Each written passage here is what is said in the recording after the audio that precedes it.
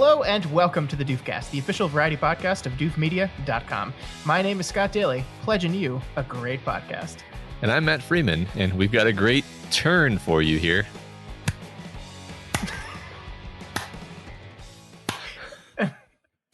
And that's Michael slow clapping for some reason. And I'm here. Yeah, you are. Hello, Michael. Hello. Did I do a good job so far? I mean, we wrote here in the script, Michael fucks it up somehow. So you followed the script. Yeah, you did actually. Good. All right. We reverse psychologied you into following the script. But you didn't see the twist, which is that actually I was saving the podcast the whole time. Oh, okay. Yeah, that makes sense. My true name is Lord Cumberbund. Hey, folks, this week on the show, it is another one of our Council of Doof episodes. What's that mean, Matt? That means that once a month, those individuals that donate to us on Patreon at the Council of Doof level will get to collectively decide on a movie for the community to consider for entrance into the Doof canon. Scott and I, and maybe a guest like Michael in this case, will meet, talk about the movie, and then we'll present our case for why it should or should not be admitted to the canon. Who chose this movie? A bunch of people. There's several people on our Patreon voted. Well, whoever it is, they have excellent taste. But we're leaving the decision up to our listeners, Michael. You've never seen this, so you don't know what's going on here. After we finish, we're going to put a vote out, and all of our listeners get to vote whether this movie is good enough to be entered. Poppycock. Of course this movie is good enough to be entered. Well, that's now you did the prestige before the turn. Look, we all know it's rigged anyway. You guys just do whatever you want. No, there's a real vote. Yeah, whatever. His bots. Maybe this is misdirection. Yes. Hey, don't believe their lies, people. Look, I've seen behind the curtain. Shut up. Cut him off. Matt, what are we talking about this month? The Prestige. Every great magic trick consists of 3 acts. The first act is called the pledge.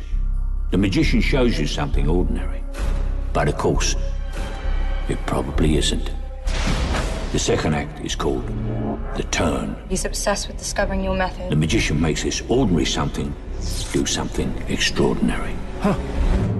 Now you're looking for the secret, but you won't find it.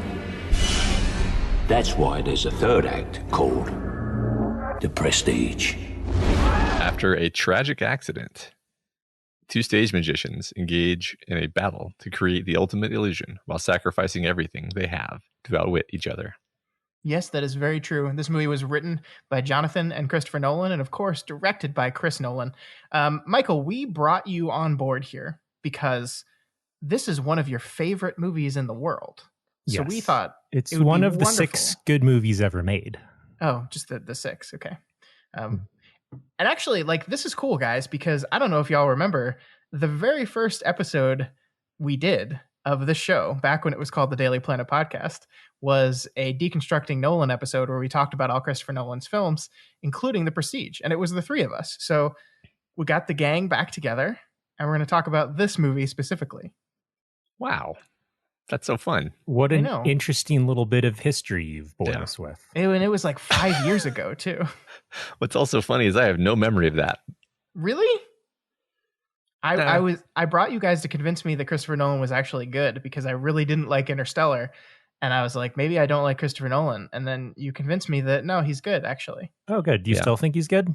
Yeah. I have things to say. But before we get to me, Michael, I want to hear from you. Why do you love this movie so much? Because it's one of the 6 good movies ever made. Okay, well, that's any more details than that? Well, yes, I figure we're going to talk about it for roughly an hour, but it's just good in all of the ways because it has humans in it, but not too many humans, and the setting is really pretty focused, and it's about obsession, and I don't know, man. Is that good enough? That's great. That's great, Michael. Yeah, it's a well put together movie, right? Thank you. Mm-hmm. Matt, you When's the last time you watched this movie, and what did you think on this latest revisit? Maybe literally not since our last conversation 5 years ago, and possibly significantly before that. And so I had forgotten how good this was. Uh, in fact, I think I had not appreciated how good it was when I saw it in my distant youth, because damn, this is a well put together movie. It's like every actor in it is like a great actor, and they're doing a great job with like a very dramatic and interesting character. And the concept is a fantastic concept by itself. And it's sort of Nolan at his best, where Nolan always has like a really, bold themes in his mind when he approaches movies. Sometimes I think this is the weakness of Nolan, is like the theme becomes this thing where he's like shoving the theme in your face, and all the characters are talking about the theme constantly, and there's a voiceover just saying the theme to you as a backtrack to the movie, which is kind of still in this movie, but it's worked in a way that just functions, kind of like Memento, where Memento is another one where characters just saying the theme to you, but it's worked in well enough, and it's also dramatized sufficiently. So really, this is just like peak everything Nolan does right. And the things that kind of annoy me about him, at least, are either not as present, or they sort of work for him in this case. It's hard to say how and why. I think it might be fun to figure out why certain things work here, they don't work in other movies. But anyway, that was my feeling. Scott, what is your feeling about this movie? I came into this kind of ready to once again be the outlier in this conversation, and once again be the outlier in my feelings about Christopher Nolan. But I couldn't. I think this is such a fantastic movie. I mean, I still probably would call Memento my favorite Nolan movie, but I kind of agree with everything you just said there. I think there are things that I do not like about this movie, and there are things that I think are some of Nolan's worst tendencies coming to light, but they are just completely overshadowed by what he's doing here. I mean, this movie has like some of the biggest balls I've ever seen on a film, because it is basically completely relying on your total trust that this whole magic trick that is the movie is going to work. I would love to be able to like go back in time and re-experience this movie for the first time and kind of remember what it felt like to not notice the things that now on my third or fourth rewatch are just so blatantly obvious that he's doing. Like the way he hides the whole Christian Bale reveal like right in front of your face. And it's like, I think the movie absolutely crumbles if you discover the magic trick before The Prestige. I think it absolutely crumbles. And so he has such confidence in his ability to use all the magic tricks he's literally talking about in the movie, the misdirection, the flourishes, the stagemanship, the showmanship. He has total confidence in his ability to throw those things at your face and make it so you don't notice the things right in front of you. And like he says, it's because you don't want to notice. You want to be fooled, as Michael Caine perfectly says. And so like this movie just has so much, it's just the balls on it. Like it's incredible. It's incredible that he attempted it and that he pulled it off. 100% pulled it off, because I don't remember my first time watching this movie, but the thing I do remember is I didn't see the twin thing coming. Nope. Worked on me.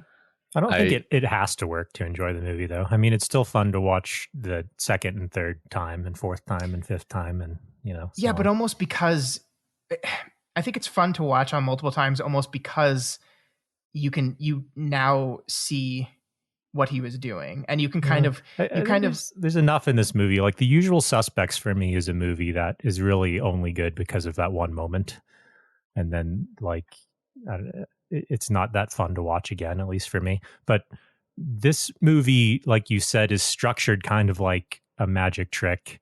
But even if you know what the trick is, it's fun to see all the elements of it. And the characters are so good that it's fun to watch on a lot of levels. Like one of the best moments is when Borden is explaining the bullet catch to his wife. And he's like, his goal is to try to assure her that it's safe because he wants to perform it and she doesn't want him to perform it. But then when he explains it and she's like, oh, haha, once you learn it, it's not even that impressive. And then like he's immediately defensive and he's like, well, people have died doing it. Yeah. And there's a lot of moments like that are really good. Mm-hmm. I like that a lot because stuff like that even functions as like the explanation for why he is the way he is. And he explains to the boy in a separate scene, hey, don't ever tell anyone the trick because like they'll beg you for the trick. They really want to know how you did it. And then as soon as you tell them, you're nothing to them. And this actually is necessary to explain why he doesn't just tell his wife that he has a twin, because it's like he like deeply understands how much that would just ruin everything. I don't think I've ever, until this viewing, and that's probably a flaw of myself, but I don't think I've ever fully comprehended how fucking insane it is to do that for like where you have a wife, you have kids, like it's absolutely insane what this guy does. Yeah. But and that he keeps it up. It's perfectly set up because if it just came out of nowhere, it's like he had a twin the whole time, then like it wouldn't have landed. But ever since like the first scenes where they see the Chinese magician with the fishbowl between his legs and Borden commenting like that's what you have to do, that's how devoted you have to be, and all of the things, where like he pulls a trick with his brother with that girl he was trying to impress in a way he could only do if there were two of them, but you don't notice. And there's a lot of other things thrown throughout that, and the whole thing with like some days you love me and some days you don't. And and you think it's just because he's like an obsessed person and he's like, oh, but he's actually in love with magic. And I was like, oh, actually it's because there's one of them that actually isn't in love with her. Yeah. But just what it would take. Your wife kills herself. She kills herself. And even that's not enough to go, okay, maybe we should stop this. Rethink this whole thing. Let's take this opportunity to discuss how brilliantly he does sad things in this movie. Because people just dying isn't sad, because it's easy to just have characters die and not care about it.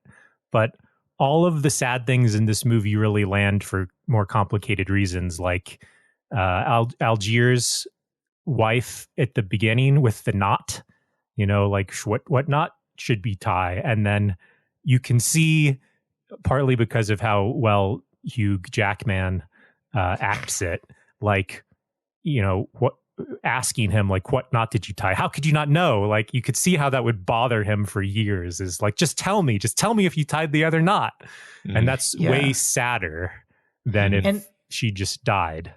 And I have a question about that. Is it the reason he doesn't know is because like it was the other guy that tied the knot and like he won't tell? Like, I think the other guy tied the knot and doesn't want anything to do with it and feels guilty about it. And so it's only the brother who didn't actually tie the knot who shows up. And I want to interject here. I love, and I think I only really noticed it this time, but I love how Bale is clearly performing two different characters, which really only becomes evident after you've seen the movie, obviously. But like, there's clearly the more sort of boastful, loud, and brash brother who's the one who probably tied the knot, and he probably tied the wrong knot because he's a risk taker, and he's kind of. He's impatient, and then there's the more patient, quiet brother, more emotionally stable brother, who's the one who's in love with the woman who they marry. And they're clearly different characters, and you can even tell moment to moment which one which one is in this scene. I love it. This is what I mean by the balls of the movie, though, is because you have to do that, and you have to do it to a point where on a rewatch, like you said, it is noticeable. But it can't be too noticeable to ruin the prestige. Like it's just this whole movie is like skirting a line the entire time, and it doesn't stumble, that it nails it all the way through. It actually like tries to be noticeable consistently. Like there's so many scenes where it's being noticeable, which is why it's fun, because it's like, well, of course you're not like you I think sometimes directors try to hide things too much, and then it doesn't work because it wasn't actually set up. But this was great, and every single scene mattered. That if I can go back and re-articulate why I like this movie, it's because of how efficient it is, and there's no wasted scenes. Every scene is doing multiple things. Absolutely. I like what you said. The movie is almost kind of daring you to notice. Like it every time Bale is in the shot with his twin, the movie starts behaving like crazy and erratic, where the camera just won't rest on the guy. Like it just won't rest on him. Like it refuses to. Like he's in the scene with him. They're even talking to each other, and the camera refuses to land on his face. And if it does show him in the scene, he's like moving through the frame, or the camera is rushing past him. It's like, and so it makes those scenes stick out a little bit. And so I wonder if on some unconscious level you're like, that's weird. Why did it do that? Yeah.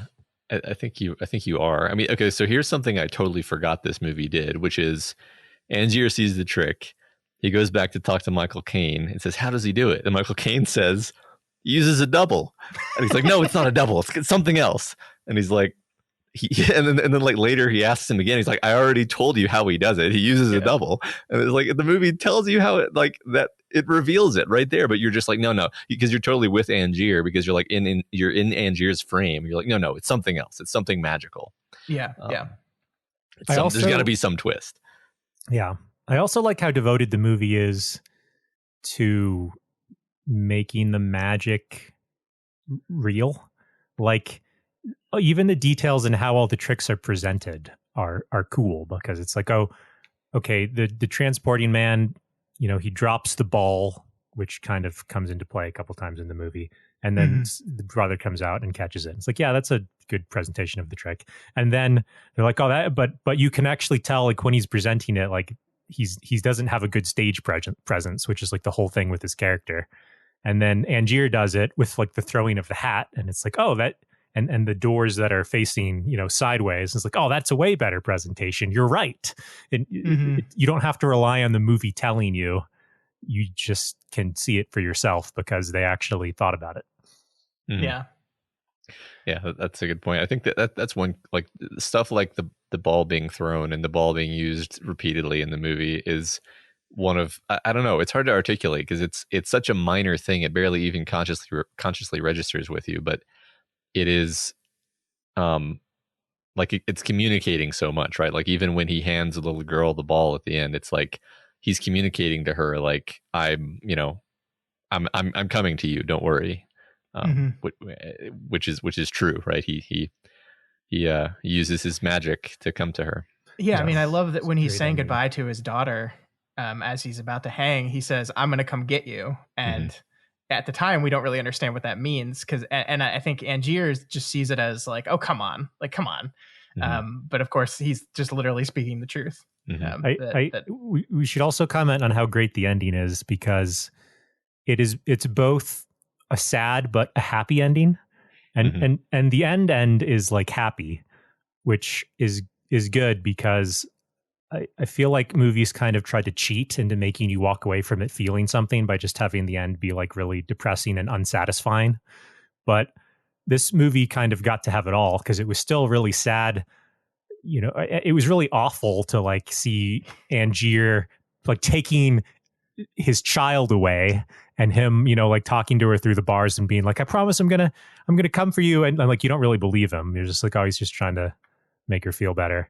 And then when his brother shows up at the end, you're like, yes. And when he meets his daughter in Michael Caine's room or whatever, then you're like, oh, reunited. What a great ending. I am happy that his daughter gets to have her father, but I don't know, I wouldn't call it a happy ending. Well, but the daughter doesn't even know her dad died. Like the daughter didn't know she had two dads. Yeah, sure. So it's like, it's happy for her, but like, it's like Angier is dead. One Borden is hanged for killing a person. I guess he technically got hanged. The guy, he did kill the person. That it's all very confusing. Like, he didn't kill anyone. I mean, his twin killed Angier after he was hung for killing Angier. That's true. So we got to show the double jeopardy situation. So there were actually, that's pretty cool. 100 Angiers that died in that movie. Yeah. Yeah, but he killed the last Angier. He killed the last Angier. But I love how Angier's trick is set up too, and like the movie's kind of begging you to notice that one too, because one of the first shots of the movie is the bunches of hats, right? That like the all the top hats sitting there, and then we even see Angier's drowning at the very beginning of the movie, and we don't quite understand what that means yet. So I almost think he's using the Angier twist to kind of distract you from the prestige of the Bale twist. Almost. It's all wonderfully interwoven. Yeah, that's one thing that I was thinking while I was watching this is I was like, it's so obvious what's going on, and then I was like, okay, idiot, it's only obvious because you've seen it.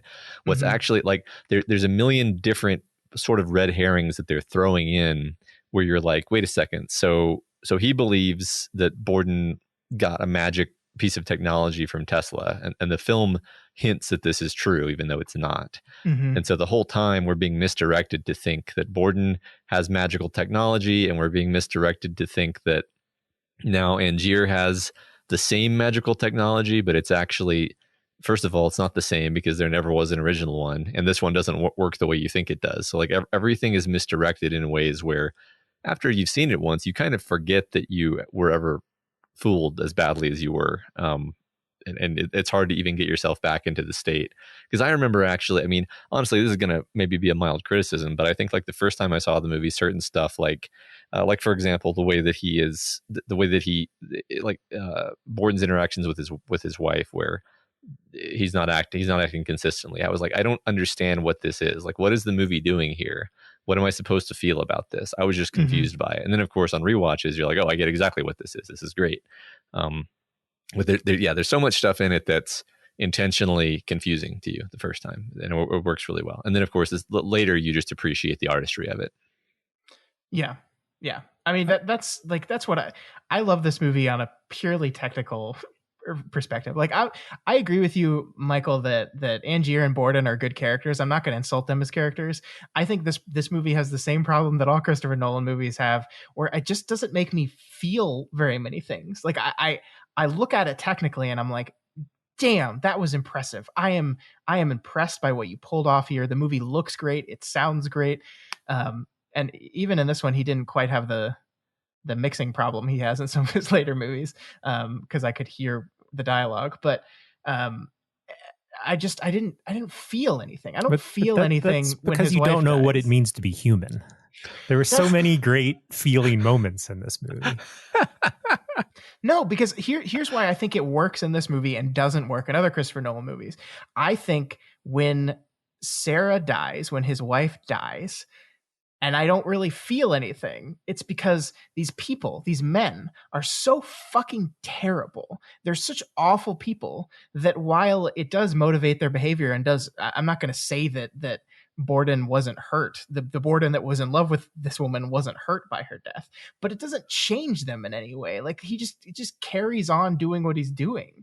And like, I don't know. Like, I think the reason why not feeling works is because these people are so committed to the performance, so committed to the role. There's that two they just parts don't care of this, about any of these because things. First of all, like, I don't think you're right that Angier didn't care when his wife died. I thought Hugh Jackman about her. Did a really good job of like acting after that, not just at the funeral, but also like when he's telling. When he has like the scene with the journal that Olivia stole for him, and she's like, it's not going to bring your wife back. And then he's like, I don't care about my wife. I care about the trick. And then he like immediately feels bad about it and like asks her to leave.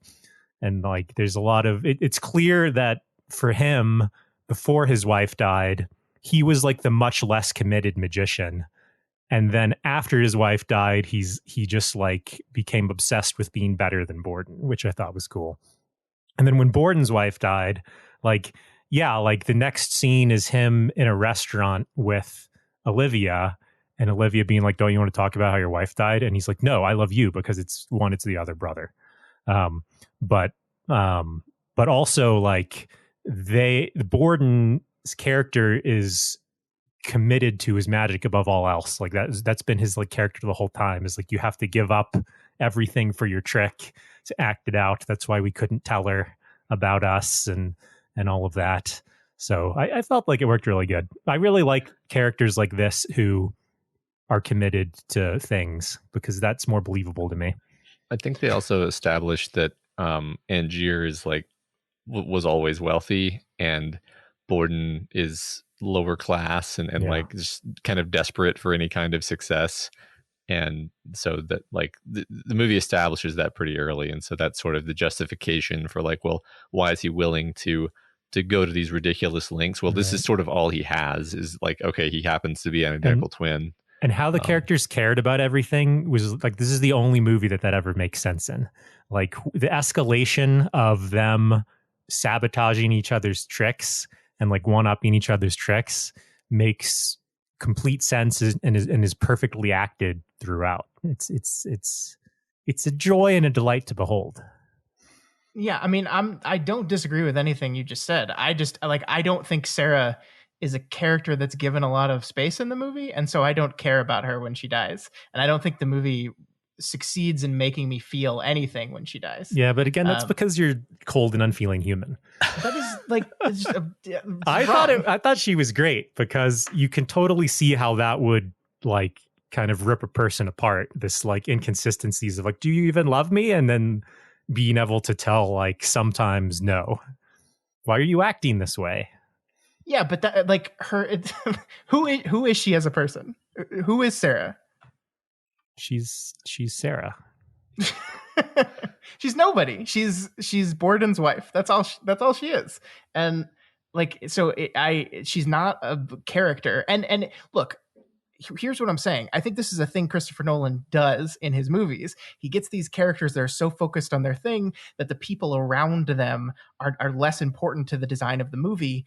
But then he tries to rely on the emotions of those characters, or of losing those characters, and you just never really feel it. I think that works in this movie, just like I think it works in Memento, because in Memento, our character is so obsessed with this one thing that it makes sense that everything else, everything around him is on the periphery, and it feels off. It feels weird. And I think it works in this movie again because these two men are just so obsessed with each other. They're just so obsessed with getting back at each other that everything else just kind of feels off and weird. It's like the movie has like a really shallow focus where anything outside the frame of these two characters kind of like loses clarity very quickly, because all they're doing is focusing on each other. I don't know, I felt like I had a good sense of her and Olivia and their reactions to the main characters, and also even Michael Caine, who's like a professional Imagineer or whatever they called it. I think they're just trying to say engineer, but they hadn't invented that word yet.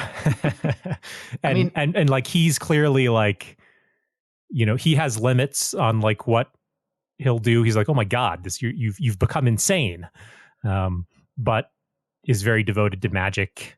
And I mean, Olivia's nothing of a character. I love Scarlett Johansson. She's nothing. We learn that she's fallen in love with Borden. We don't see her with Borden ever. We learn that she's fallen in love with Borden when she tells Angier, I've fallen in love with Borden.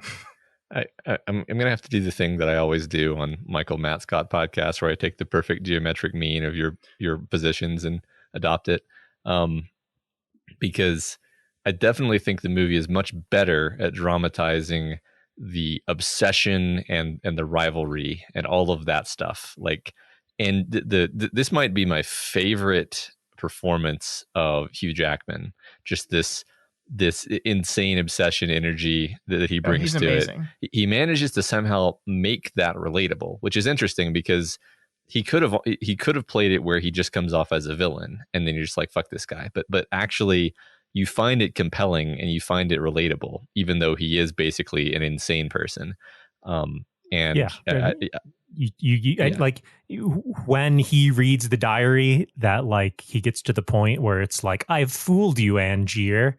Mm-hmm. Then you totally buy his like immense frustration. Yeah. I mean, just every time he walks into that Tesla coil, and we don't know yet why, but every time he walks into it, he plays this perfect hesitation, this perfect like fear and uncertainty, and we get to backfill that eventually with why, because he's terrified, because he knows he is going to die, or as he says it, which one am I going to be tonight, which isn't really how that would work. But that idea, Matt, you and I have talked about this on other shows before, because that idea of I am going to copy myself and one of me will die and one of me will go on, and my central thing is like, okay, but which one am I going to be? And the answer is, well, both. Yeah. But I don't want to drown. Yeah. Right. Yeah. The flashback great. Scene where you see him do it for the first time, and then like stare at each other for a second, and the one like grabs for the gun, and the other one does this perfectly acted like, no, wait.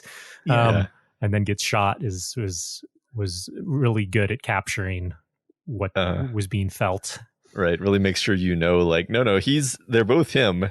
He's just, I like how he says, I wouldn't want to live like that for long, which is interesting, because at the time you almost take the implication like live like after the result of some kind of horrible maiming or accident caused by a bad teleportation accident. But actually he just means like, no, live with a double, which is what the other character is doing constantly. Yep. That's the biggest irony of this whole thing, is if they had just said, hey, we can do the transported man now because I have a double. Exactly. But he's unwilling to share the spotlight. Like that's fundamentally why he wasn't content, is he had to be the one in the spotlight. Yeah. That was a really great sequence or two of him acting, like how he felt about his version of the trick where he was below stage. Mm-hmm. Yeah. So, but I do. No, I was just going to say it goes in with his final monologue at the end of the movie, where he tells Borden why he did this. And I think that's the great part about this rivalry, is that they were both motivated into magic through different things. And to Angier, the most important thing is the look on people's faces when you fool them. Mm-hmm. And I couldn't help but read a little bit of Christopher Nolan in that. I don't want to psychoanalyze a director, but like, as he's giving this speech about like, you're showing them the trick and you're showing them the power of this performance of what you can do.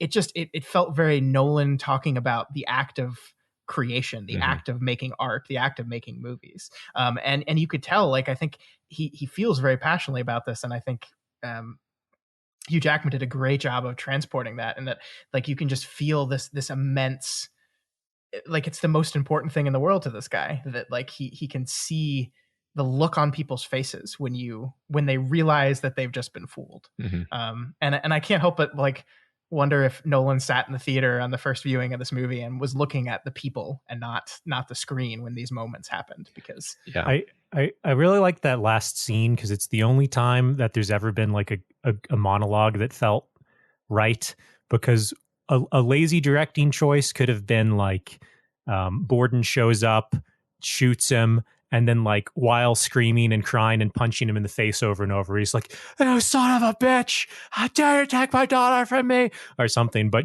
there's this sense of like, well, first, surprise is like, how are you here? Mm-hmm. And two, like, I kind of deserve that. And three, of just like ultimate like respect between the two people who have both gone to like the ultimate lengths for their show. And yeah, I think I think they, at the end of the movie, they both finally understand each other on a fundamental level, and they both by revealing to each other how far they were willing to go, I think they both get to a place where they finally get each other. And of course it's at the point where both of them lay dead. Technically, one of them is still alive, but only through his trick. That's definitely a really powerful scene. And yeah, I mean, the reason why like is he's won. Like they both think they've won, and then they're both kind of shocked to learn the truth of the other. And it's a really wonderful prestige in the Prestige. Yeah, yes. It's such a clever ending. I really do remember the first time I saw it and thinking like, okay, Borden's gonna find some way out of this, but he's not gonna get hanged. There's gonna be some clever thing. We've shown that he's very good with like knots and locks and all this stuff. He's gonna escape somehow. He's gonna escape. There's gonna be an action scene, and then he just gets hanged and he's dead. And you're like, wait. No, that can't be it. And then he shows up, and then you're just like, what? And then you realize it, and you're like, head explode. Because I mean, it's so good, right? It's such a good moment. I just still can't believe, like, it's just, I mean, not that I can't believe it from a storytelling perspective, like I get it, but like when Angier just lets him hang for something he didn't do, it's just like, holy shit, man. Like, it just, like, God, these guys are scumbags. Well, not only that, but he basically implied he set him up. Oh yeah, the whole thing. Like from the beginning, every part of this was the trick to frame Borden for like choosing, even probably choosing to drown the people like in that manner was a trick because he knew eventually Borden would go down there and see it. Like this whole thing was a setup to get Borden. And I love that right before this scene, there's this conversation between Borden and his twin where Borden is basically saying, we got to be done. We got to be done. We can't just leave him alone. We're done. We're out of this. And then it immediately cuts to a scene where Borden's going to the show.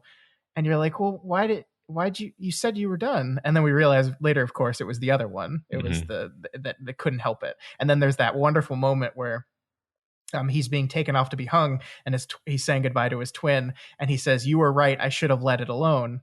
And in that moment, you're kind of like, huh, but it was you that said that. That's also what I think we were talking about when the movie is just showing it like it's right in front of your face. Yeah, all of the stages of escalation of their conflict again were great because I mean, first it was an accident, but probably an accident that was caused by Borden's overconfidence. Yeah, and I do have to say, why is that glass so thick? Can't you make some thinner glass?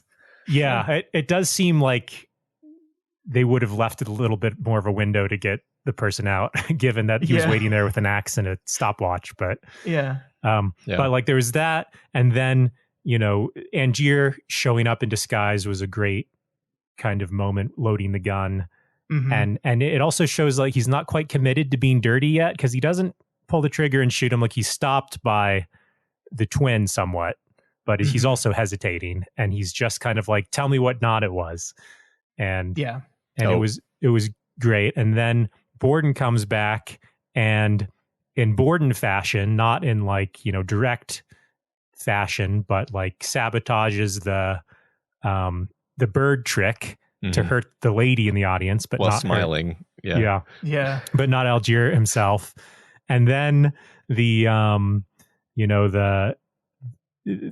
putting the idea in the double's head, I thought was really cool. In the moment where he like on stage, like comes out himself after moving the mattress and then has the double like tied up.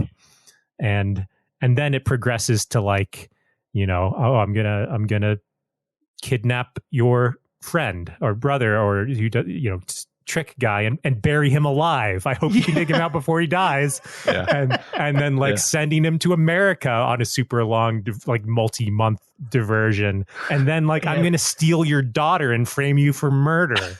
And then it's just, and it becomes insane, but it never feels, no step ever feels like, well, that escalated quickly. It was like, this makes sense based on who these people are.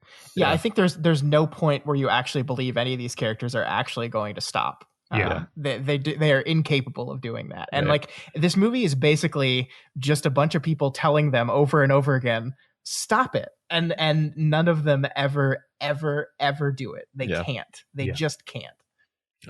Michael, as you were talking, I remembered something I noticed this time, and maybe I'm wrong actually, but I think it's Scarlett Johansson is basically saying like,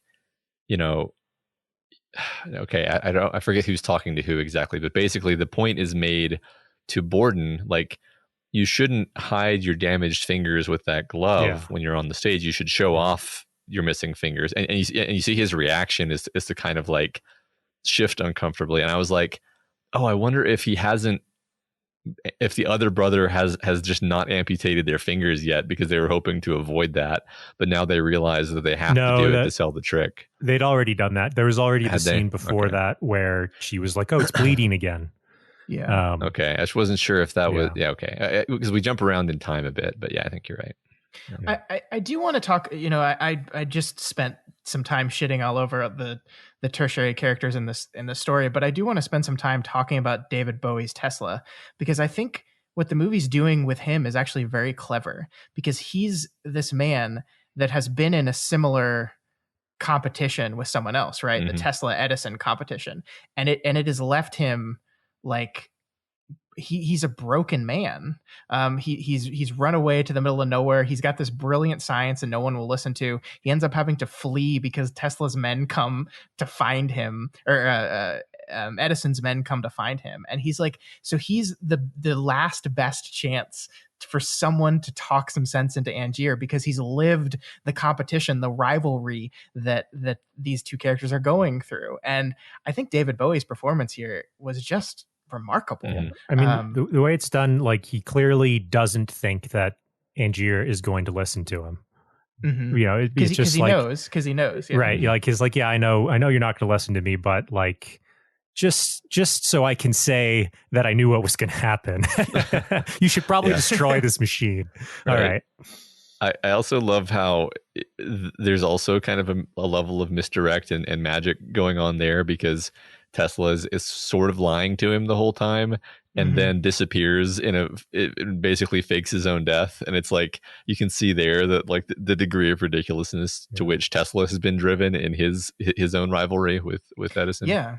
Well, and the thing is that Tesla still makes the machine. Like, he knows that this is the wrong thing. He knows that pursuing this action will destroy Angier, but he is caught in his own thing, and he can't help but do it either, because he's as obsessed with the discovery and the new and the can I do this? Can this be done? As these other characters are. And so of course he builds the thing. He can't help himself. And I love it. It's very subtle, and I think Bowie just really nails the feel of this man. I also thought that his sidekick, Andy Serkis, played a really good human in this one. Which he doesn't do very often. Yeah, play those humans. He doesn't actually, but he actually is a good normal actor too. Yeah, he really is. He's got like such a look and such a voice that I just like everything about him. Like, the reason why Gollum is such a good performance is because they really used Andy Serkis's face as a jumping off point, and his voice is such an important part of that. And even when he's not like throwing his voice to do a voice, he really has a presence. Andy Serkis does. He's a really great character actor, and I love that he does all this CG work. I think it's remarkable that he's like taken up motion capture as this thing that he's going to define his career by. But I do love to see him just being a guy. Yeah. No, if I remember, this is one of the first times that he really did that, and he's done it a bunch since then. But yeah, no, he's great. I always love to see him. I did want to return to the argument you guys had earlier just for a second, because this harkens all the way back to our conversation from 5 years ago, because Chris Nolan does like to kill the wife, and here he kills the wife twice in the same movie. And kills so many wives. I think the interesting thing to me about this is like, it's a kind of not microcosm is the wrong word, but like it's a good example, I guess. It's an example of one kind of mistake that he makes, I think, in his storytelling, where he's like, well, it's sad when people's wives die in real life, and so it'll be sad when I kill the wife in the movie. And then what he does in all of his movies, as far as I can recall, is he gives you one scene where the man is really sad because the wife is dead. Every movie, one scene where they're sad, and then we just like kind of go back, and then the man goes back to being driven and obsessed by whatever, because all of his movies are about obsession. They all use the dead wife differently, though, right? Because they all do, yes, because like in the what the hell, the movie where the room's spinning around, Inception. Inception. In Inception, that's like the sort of instigating event, you know, of the whole movie. And also like it sets up a lot of things, because it sets up the whole, like, you can go too deep in the Inception thing and forget what reality is, like my wife.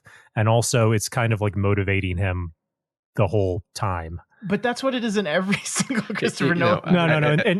In this movie, like Olivia was their chance at happiness, right? Like their obsession is going to destroy them, but she was like, "Hey, I'm here and I love you." And there was a scene with both of them where they chose to pursue their obsession over her. That's true. I mean, I'm not. Like the point of her dying was not like, oh, that has affected me. Like it was like the point of Borden's first wife dying was basically kind of what Scott pointed out, which is like, yeah, the one brother is sad, but also like this is the point, is that everything is more important than the wife. The wife was always was never bigger than the show. Mm-hmm. So you think that we weren't supposed to feel that sad about it, it's not a mistake that we don't feel very sad, because the point is you that can feel sad. Like I thought it was sad that she died and that Borden wasn't sadder about it. Like that is the sad thing. But I think it's on purpose that Borden wasn't like destroyed over it, because that's his whole thing, is that, that's what they're trying to show. I like that. So Angier's wife, the one that drowns, is the Christopher Nolan wife death. That is the inciting incident of just about every Christopher Nolan movie is a wife dies, and that spurs. But the brilliant thing about this movie is that there's two dead wives with different purposes. But I agree with you that Sarah's death was not meant to drive our characters forward. Sarah's death was a symbol of the tragedy of their inability to quit. But I still the destruction that their obsession is causing to those around them. Here's my argument. Christopher Nolan films do not make me feel things very often. I do not mind it in this movie, because I think when he's at his best, there's a really neat explanation for why you don't feel it very much. It's because you're not supposed to. And I think that is why this movie works, because I don't feel anything. Well, this partly baffles me, but partly is just evidence that we're orthogonal people in many ways. You form a basis set. So because like I cannot fathom how you could possibly care about a pathetic piece of crap character like Walter White. But in Christopher Nolan movies, I care so much about all of the characters. Because Walter White is a defined character, and the women that die in these movies they're not real. They don't feel like real people. They're tools that Nolan uses to motivate his characters. No, they feel like real people, but they're not the main characters. Like they're not supposed to have arcs in these movies, right? Like, no, it's not. I'm not saying they don't feel like a main character because they don't have an arc. I'm saying they don't feel like a character because he doesn't characterize them. Yeah. Sarah's entire character is just, I'm sad because my husbands I have two husbands and I don't know it. No, like the point of her was like, this is a nice lady who he has a nice family with, and you can tell that the one brother is really happy when they're together, and you know I actually really can't. If he devoted himself to this life, he would probably be happier. But he's devoted himself to his obsession, and that ends up causing destruction for his family. I mean, like, okay, you're both right. Like, I really am not just doing the middle of the road thing. Like Michael's right that that's not the point of that character, and that it is functioning, I think, in the way that it's supposed to be functioning. But I would say, so this whole time I've been thinking about John Wick and John Wick's dog, and John Wick's dog doesn't die until 15 minutes into that movie. So that's basically 15 minutes of making you fall in love with the dog, fall in love with John Wick falling in love with the dog, and caring a lot. And when the dog dies, you're like, oh, this is, not only am I sad about the dog dying, but I'm sad about John Wick being sad about the dog, and this is soaked into me because the movie took the time to do it. That dog had no personality. No, but I don't care about that. See, I'm not saying that the dog needed to be a character. I'm saying the dog is a cheat. If a dog dies in a movie, then you care about it more than a human, because a dog is a pure soul. Okay, well, maybe that's true. That's not my point, though. It was just a cheap wife dying. It was an instigating death to drive the main character. But it was but they spent 15 minutes on making you care about the dog, is my point. Whereas I think that just a typical Chris Nolan thing is that he doesn't actually put in the time for you to fall in love with. And that's why it's so brilliant, because you don't waste time on exposition. No, but this is my... Oh my god! No. Just like what if, what if he had just written the movie differently so that we actually liked her and that she was like around in more scenes, and like it's not that hard to make a character likable in a movie. It's pretty easy actually, but he just didn't bother to do it. You know, here's what I think. I think you're absolutely right that there is always a scene in a Christopher Nolan movie that is this is the scene that you get where that I'm doing this because I know you have to have a scene that makes you like the character, and you have to have a scene that our character is sad when the character dies. I think those scenes are so perfunctory because I don't think Christopher Nolan actually gives a shit about those scenes. I don't think he cares. I think he recognizes that they need to be in a story because he understands a story, but he's so focused on the other things that he likes about storytelling, the other things that he likes about movie making, that those things, when they're in there, they just feel rote. They just feel like I need to have this part now, and I never feel it. I never care about. Like I said before, like this movie does the sad parts brilliantly because it's not just like it's easy to just be like, oh, here's a likable character who dies and now you're sad. But the things about his deaths were extra sad because of what I pointed out, for instance, with the like he doesn't know why she died, if she died because that was on purpose or not. And like that being there and bothering him like makes it extra sad. And the fact that the other wife killed herself, you know, not just because of unexplained sadness, but because you can see throughout this nice transition of like, at first she's like, no, you don't mean that you love me today, but it's fine because it makes it more meaningful the days you do love me. And then you see that shift into like, actually, this is really upsetting me now. And this is really like driving me insane that like, do you actually love me? Like and she knows that something is up. And then she keeps saying things like, just tell me the truth. And then that culminates in the moment of like, just tell me the truth. Do you love me? And unfortunately, she's talking to the wrong brother. And he's just like, no, not today. And in the time, you're like, oh my God, what a shitty thing to say. But when you look at it with the other lens, it's like, wow, what a wonderful, honest thing. It's because he respected her and was being honest with her that he said no, but he couldn't tell her the other bit, which is like, because my brother loves you, who's who you actually love, and this will definitely save your life, but I can't bring myself to say that because I'm so devoted to this show. Like all of those layers make the things way more sad. I mean, it makes it sad in like when I read about people on the news dying and it's sad.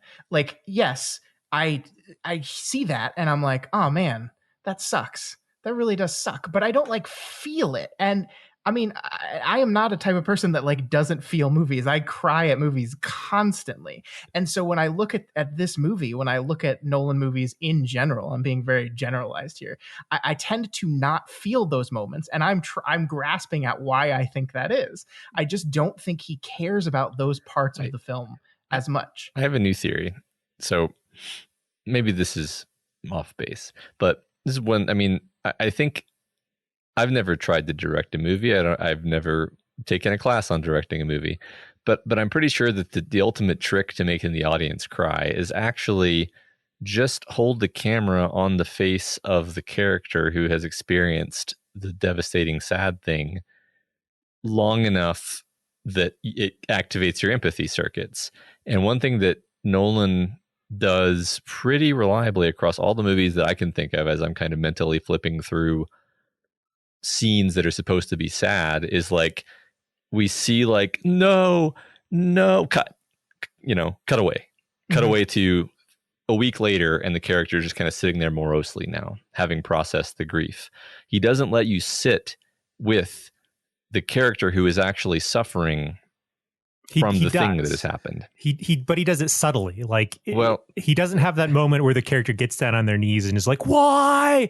And that's great. That's not because people don't do that. Like, that's not what we're talking about. It's the little things. I'm more thinking about the counterexample would be the scene in Interstellar when he's watching when Matthew McConaughey is watching the video from his children, and the camera just shows his face as he's weeping.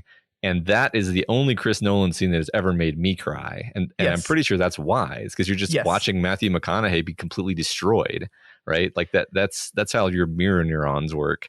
Which is another brilliant Christopher Nolan sad scene, but for a different reason. Because in that scene, I think he is actually trying to make you cry.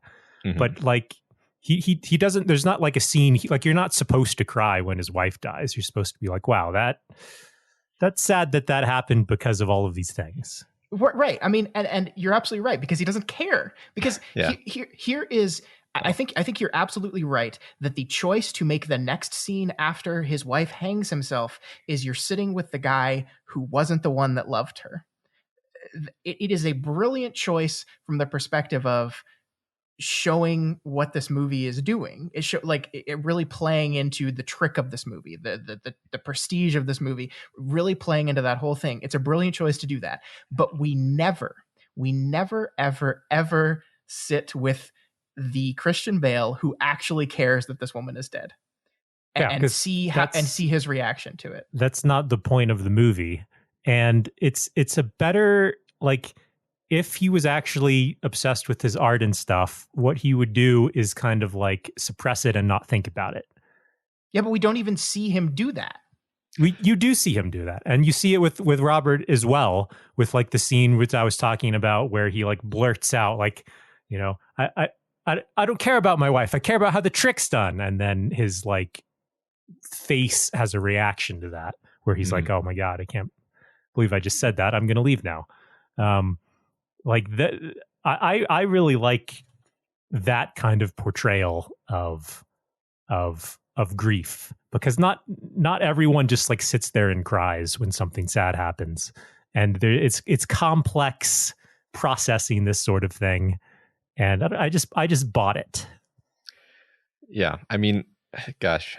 I mean, the funny thing about this argument that we've been having for way too long is that I don't disagree with you. Like, I think the reason it works in this movie is because that's not the focus of the movie. But if I was telling you, did the movie make me feel things? The answer would be no. I think my main disagreement is that you're saying that Christopher Nolan doesn't care what you feel here, because I think he's doing something on purpose. I mean, I think he doesn't. I don't think. I think it's ladies and gentlemen, please comment below how this movie made you feel. Yeah, that would actually be kind of interesting because I lean toward more appreciating this movie as a perfect piece of like plot and thematic clockwork, the utterly flawless piece of clockwork on that level.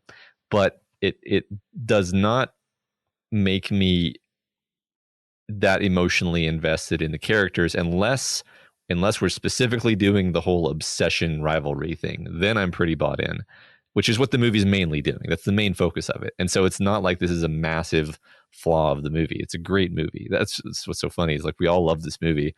We're arguing fundamentally because we feel different levels of emotion while watching it. Yeah. Which is, I mean, yeah. This is my thing with Nolan, and I do agree that in this movie it's okay, and it doesn't hurt the movie. The movie is excellent, and I agree with you. Like, I look at this movie and I say this is a technical marvel. The screenplay had to be so tight to make this work. The direction had to be so sharp. How they did everything, how they lit everything, how they made the tone work, had to work so well to pull this thing off. And I think they succeeded. But yeah, I'm never going to call Christopher Nolan one of my favorite directors because I really like movies that make me emotional. And I'm not just talking about crying. I'm talking about like that really, really get me into. Like I empathize with the characters, and I just don't empathize with these characters. It's so infuriating to me because you know that movie, almost all movies have no effect on me. And this is like the thing I like about this movie is not the technical parts, which are also good, but that like it's like one of the only movies that has characters that I understand in it. See, this is so fascinating. I know this about you, and I know it's so funny that we're like on the exact opposite side of where we would normally be arguing, where I would be the one that's like, this movie made me cry, and you'd be like, meh. But I don't know. It's so weird. It's so weird. I think Christopher Nolan just speaks to you on a level he just does not speak to me on. He does. I think you are very close to the type of person Christopher Nolan is. And look, like he's a very, very good filmmaker. He is. He's absolutely good. This movie was excellent. I think this is a great way to transition into our voting segment. I have no qualms voting yes on this movie for entrance into our canon, because I think this is a technical masterpiece that he pulled off. I still think I like Memento as a film better, but man, this is some great stuff. But yeah, it's just I'm always going to be cold to Nolan, always. All right, shall we move on to the vote, Scott? Yeah, let's do that. I kind of just voted right there, but we can move on to your vote. Michael, I guess we already know the way you're going to vote, but besides the last hour we've had, if you had to sum up, if you're trying to convince everyone out there to click yes, and you had to sum up why in a couple sentences, what would it be? This movie has no wasted scenes. It has a perfect plot, and it has characters that can be understood. All right. I like Matt, it. what are you going to do? Yeah. So usually we have a sort of ad hoc, like, is this the movie that we want in the canon, really? And out of all of the Nolan movies, I think this is probably the best one. The only one that I would even want to hem and haw over would be Memento, because I love Memento. I think Memento is a fantastic movie.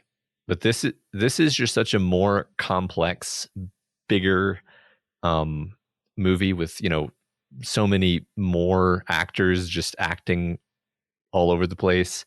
Mm-hmm. And this is, I really think this is everything Nolan does well is functioning at its best in this movie. So yeah, I do think this would be the best of the Nolan movies, if that's the rubric that we're voting by.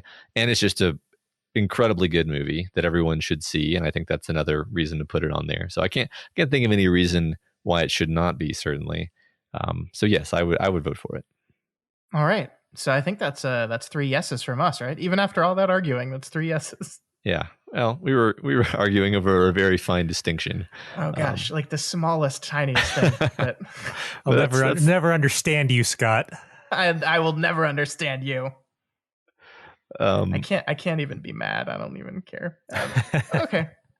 Well, that is The Prestige. You will see a link in the show notes of this very episode that will take you to our Patreon page, where you can vote if Prestige should be entered into the canon. You do not need to be a patron to vote on that. It will be a public post, so you do not have to support us to vote there. It's just the best place for us to do it.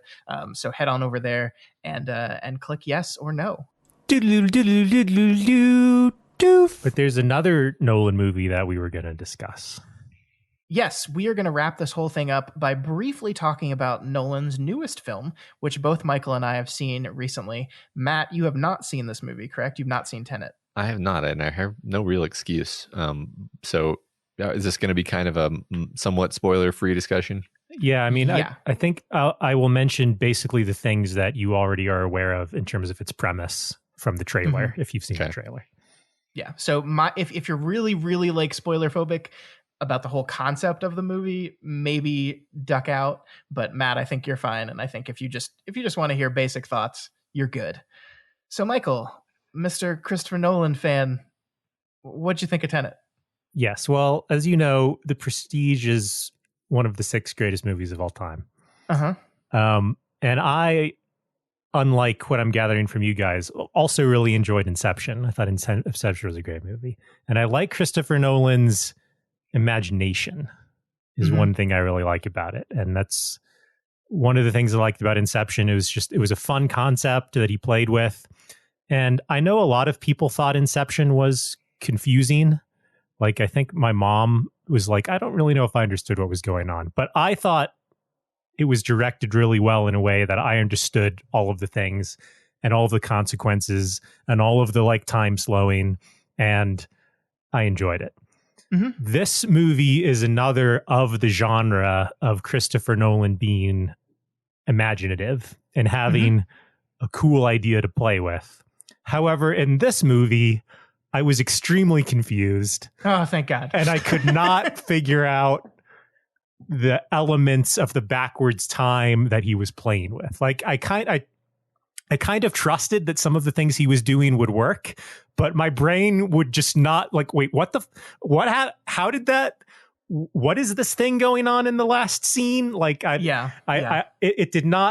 it was not communicated clearly enough to me that I was able to be impressed by it. I completely agree. There are moments in this movie where I am like, I think this movie's brilliant. I think it is, but I don't understand enough of what's going on to know for sure. And I think that's like, I wonder if I watch this movie like 5 more times, and finally unlock the movie, if I'll suddenly be like, oh, holy shit, this is actually. I don't know. Like, I mean, it seems like the kind of thing that he like sat up late at night and like connected bits of yarn on his wall with. And he's like, yes, this is perfect. This all works. But I think the main problem was it was not directed or edited well. Like, it seemed to move forward very quickly. It wasn't clear like why things were being done. And so when they happened, it was hard to process. Yeah. I think this is a movie in which Christopher Nolan totally gave up on the concept of having characters at all and just wanted to tell a story about this cool idea he came up with. And the characters are just a necessary means to get there. And yeah, I mean, some of them are cool. Like, I liked Robert Pattinson's character a lot. I think he was a lot of fun, but oh man, it's just, there's nothing to grab onto and hold onto in this movie that really allows you to understand like why people are doing what they're doing and what does it mean and where's it going. Oh gosh. Yeah. I'm so glad you agree with me on this one. I agree that the characters, like, I usually like Christopher Nolan's characters, even like he's often very subtle in his character development. Like in Inception, you know, he doesn't do a lot of direct characterization of all the elements of the heist team, but you kind of, they act consistently and you get an idea of who they are and you care about them. But I think he's leveraging the heist trope to make sure you can look at a character and just be like, okay, I know who that is, even if I don't fully understand the depth of them, because I understand heist movies generally. Yeah, but I mean, I would say they have some more elements of humanity too that make them interesting as characters. Whereas I think you're right in this one, the characters felt very shallow, and it was way more about the time travel than the people. And I don't and I like my movies to be about people. Yeah, totally. I think he had a really, really, really fun idea for a gimmick. And unlike previous Christopher Nolan films, I don't think he put in the work to flesh out the story around the gimmick as much. Yeah, there was missing the story, and the gimmick just didn't, like the battle at the end, which was like going from 2 directions at once in time, is just, what the hell is going on? It's like, fucking incomprehensible. There was no tension because it's just like, I don't know what's about to happen. Normally you see like, say, a rocket go into a building and it starts to collapse and you're like, oh, that could be bad. That could land on someone. But in this movie, you're like, wait, which direction in time is that? Is that a danger to anyone, or is that a forecast of, and it's just, I don't know. Oh my gosh. Yeah, I completely agree. I don't know. Like, I'm curious enough to want to study this movie and see if like a second run through, a third run through, like unlock some of that stuff for me, where I can, let's say in my second run through, focus on just the backward stuff and see if like that makes it so I understand. But yeah, no, the climax of the movie, you're just kind of like scratching your head. Yeah. It's just I believe you, Christopher Nolan. Yeah. Well, there's a point in the movie where one of the characters they're trying to explain how this whole thing works. And one of the characters says, just don't think about it too much. And I kind of think that's what he wants you to do in this movie. He just doesn't want you thinking. He just wants you to sit down and he wants to throw bright lights at you. Yeah. I kind of had the opposite impression. I kind of had the impression that he's like, everyone is going to think this thing I did here is so brilliant, but no one understood it. Because he did, like, there were things like earlier in the movie that happened that you weren't supposed to know yet. And you can go back and look at those things and be like, yeah, that works within the mythology physics of the world. But everyone misses it, and it's not enough. Yeah. And it is unfortunate that this is the movie that destroyed the theater system forever. So thanks, Chris. I mean, it wasn't really the movie's fault, to be fair. Well, I mean, the thing is, like, this movie like became the movie that was going to test to see if people would still go to the movie theaters. And it wasn't a good movie, so that didn't help. It wasn't a good test, yeah. No, it was just not a good test. They should have used Wonder Woman 1984. No, they shouldn't. Yeah, so Matt, I don't know if you want to see Tenet. I mean, I definitely will see it, but I mean, I don't even recommend it. Like, as someone who thinks it's important to culture yourself by watching the full Christopher Nolan canon. Like, I barely consider this canon. This is like Weezer's third album. So I kind of want to, like, Michael, I will watch a movie just because it's creative, even if it has nothing else going for it. I mean, you definitely won't understand it. What is that supposed to mean? I'm just saying, Michael. I'm just saying, I can see Matt sitting on the couch holding his head with a migraine, and this movie making it way worse. What the fuck, Michael? As he reaches over, grabs another handful of pills, crunches them in his mouth like that villain in Leon the Professional, and then just like this is hilarious. Out. This is hilarious because, like, this whole time Michael and I have been arguing, and Matt's like been doing his best to like be the middleman between us. Completely. And then at the very end of the episode, you just throw him under the bus. No, I'm just look. I don't pull punches. I just give my honest assessment of what's going to happen. Oh my god! You're going to text me during this movie, and you're going to be like, "I have a headache. I regret starting this movie." Well, we'll call that a prediction then, because I'll probably watch the movie. But, oh my goodness. But just because I'm curious, like what you've described, like I get it. I'm probably not going to feel like dramatically connected and walk away from it confused, but like at least sounds visually interesting. Surely that's worth, an hour of 2 to 3 hours, however long it is. It's a pretty long movie too. Okay. Well, yeah, interesting. It is. I can't. I mean, I find it difficult to summon the motivation to commit to a multi-hour movie in general. So I can only in good conscience tell you don't waste your time. Yeah. Which is why The Prestige is so good, is because it doesn't feel like it's 2 hours and 20 minutes. I'll say this, it's a gorgeous looking movie. It really looks great. Tenet? Yeah. I have the 4K, and because I heard that like he filmed a lot of it on IMAX, but on the streaming version, they don't switch aspect ratios when they go between the IMAX shots and the regular shots. It's only on the disc that they do that. So I was like, well, I got to get the disc. And gosh, those IMAX shots look just beautiful. I don't know. There's nothing that looks beautiful to me anymore, so I didn't appreciate it.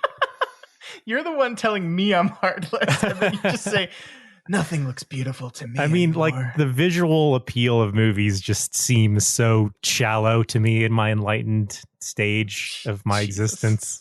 Jesus. That one could get any enjoyment from such superficial pleasures. I mean, it's just two-dimensional images that are being projected onto a screen. I don't know how anyone what could be less wondrous? Yeah. It's just a series of still frames. For you. Well, that's all we had for you this week. Wait, hold on. Can we do 6 episode series of the good movies that I like, and then I cannot be on your podcast ever again? I guess we'll talk, Michael. Okay. I mean, that hurts my feelings a little bit, but I just want to get it out of the way because it's just, it's really... You're tired of me randomly texting you saying, do you want to be on an episode?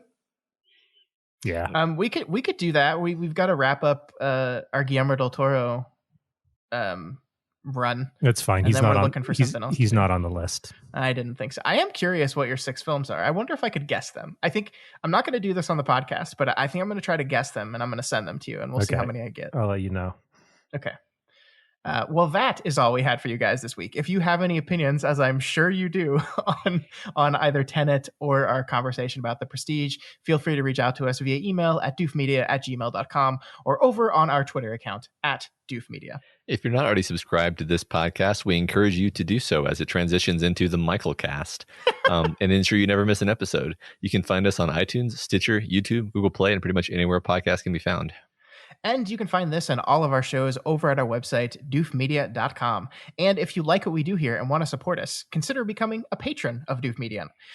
While you're over at patreon.com/doofmedia voting on whether The Prestige should get into the canon or not, you can check out the different levels that we have over on Patreon and see which level you want to support us on. Each and every dollar you donate to us helps us, keeps us going, allows us to buy this equipment, allows us to host the web pages, allows us to host the podcasts. So thank you so much to everyone who does support, and thank you to everyone who maybe considers after this wonderful episode. Is this an abnormally long outro, or does it just feel that way because I usually would have exited a podcast by now? I feel like you usually just zone out. Yeah. Thanks, though. Thanks for that. It would also be totally awesome if you would go rate and review the Doofcast on Apple Podcasts, because it really does help the algorithm decide that our podcast is good. And also just join any random subreddit and post an advertisement to this this podcast. I mean, because then other people will see it before it gets removed for being off topic. Yeah, it's actually helpful, Michael. I love it when you do that. You're welcome. You should put me in charge of your marketing. The thought terrifies me. All right, folks, we are done. Next week, as we said, we will continue our Deconstructing Del Toro series. We'll be talking all about Del Toro's masterpiece, Pan's Labyrinth. We'll see you then.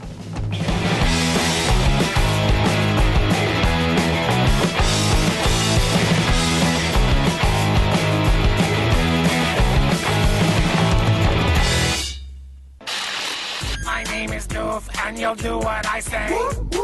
My name is Doof, and you'll do what I say.